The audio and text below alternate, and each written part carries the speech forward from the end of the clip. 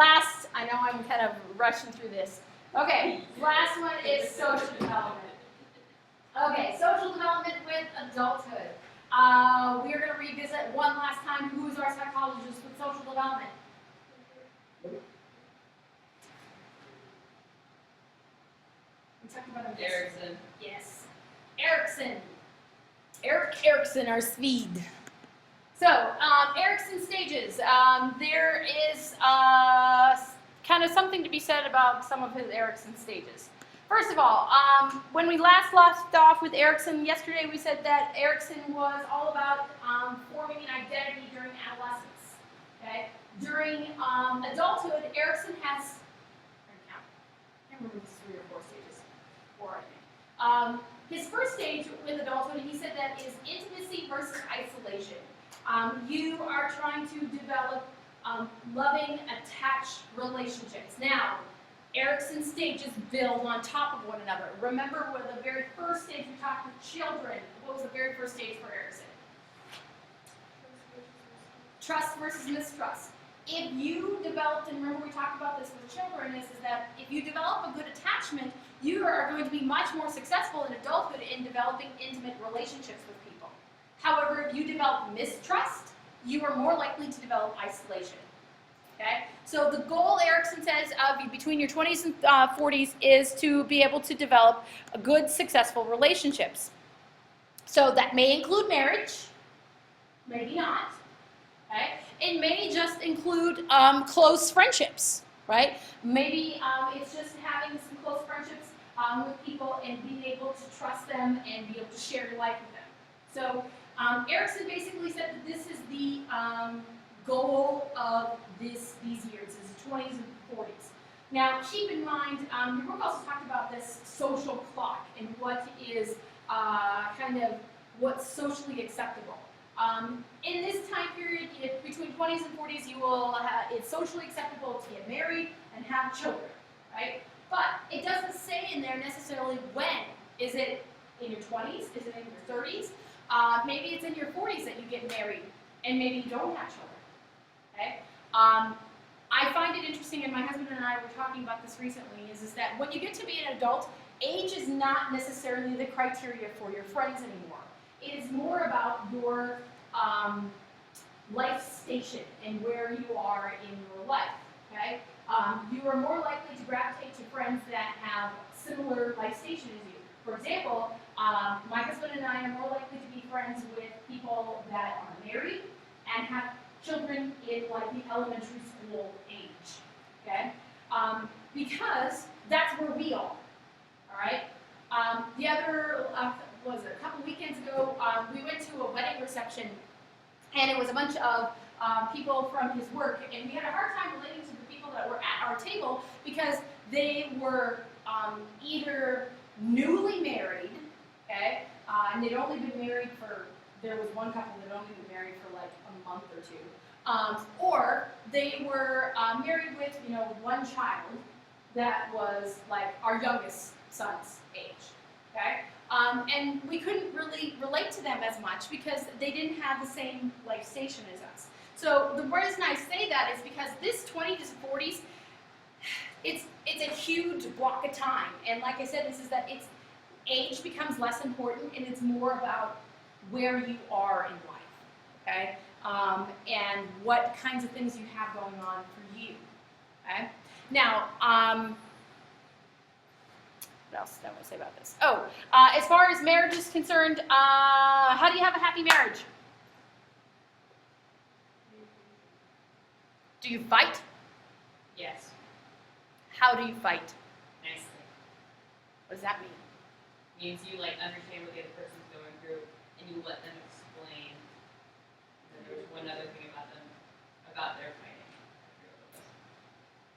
So fighting is okay, but you don't go and bring up, dig up things from the past, but you have to listen to each other, right? And so it's totally normal if your parents fight, and that's okay. It's actually scarier when couples don't fight, okay? If they don't fight, that means they're not communicating about things, okay? And that they're missing things. The other thing is that, and I don't know later on if we're going to talk about this, but the marriage divorce rate, okay? Divorce rate is what? Anybody know what the divorce rate is? It's pretty high right now. Like 50%. Yeah, it's over 50%. But keep in mind that that 50% is including people who have been married multiple times. You increase your chances of actually being lasting in your marriage if, number one, and I know the Catholic Church teaches this, but interestingly enough, if you don't live together before you're married. Why? Because then you have every chance to second yes if you're supposed to be married. You have certain expectations for marriage that you wouldn't apply if you were just living with them. Oftentimes, people who live together before they're married they have number one, they have negative viewpoints of marriage in the first place. That would be why they're not married when they're living together.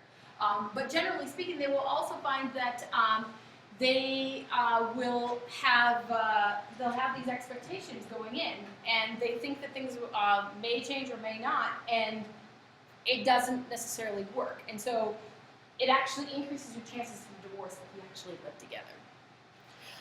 Okay, moving on with Erickson Stages.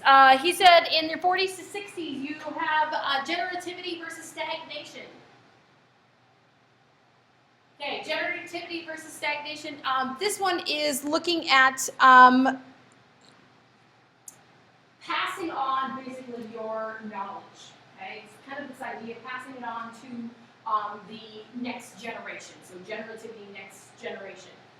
Or are you stagnant? Are you not doing anything? Are you not passing things on? So this could include, and I have a picture up here of a parent's guide to raising money smart kids. So it could include, passing on to your children, advice on that you have gained, things you have gained over your lifetime. For example, how to use your money wisely. Okay, it could include that. But if you don't have children, Nieces and nephews. could be nieces and nephews. What if you don't have any nieces and nephews? You just go to random kids. Let me share with you what I have learned about my life.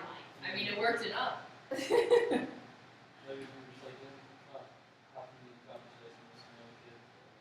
Okay. You could have friends with kids. You could also, even in your professional life, you could have, for example, interns. Okay? You could have people that you are kind of mentoring in your workplace. Okay? That also counts as generativity. You're passing on your skills and your ideas to the next generation. Okay? Then we get to integrity versus despair, and this is the late 60s and up. Basically, are you happy with your life? Did you have a good life? Or are you kind of regretting some of the choices that you made? And you're like, if I had to do things over again, I would totally have done this. Or I wish I would have done that. Okay? Those people that, have a general good feeling about their life, okay, will get to this integrity stage where they're like, yeah, you know what? I had a good life, and I'm okay with that. So you're going to be much happier. You're going to be much better physically and mentally if they actually have gotten to this stage where they're okay with where they are. Whereas some 60s and up, 70-year-olds, 80-year-olds will sit and say, I really missed the boat when I didn't do this. I should have married Sally instead of Susie. I should have done this. I should have done that. I really wish I would have gone on that cruise, on that vacation. No one ever says, I wish I would have worked more. They always say, I wish I would have spent more time with my family. So, that is it. That's social development.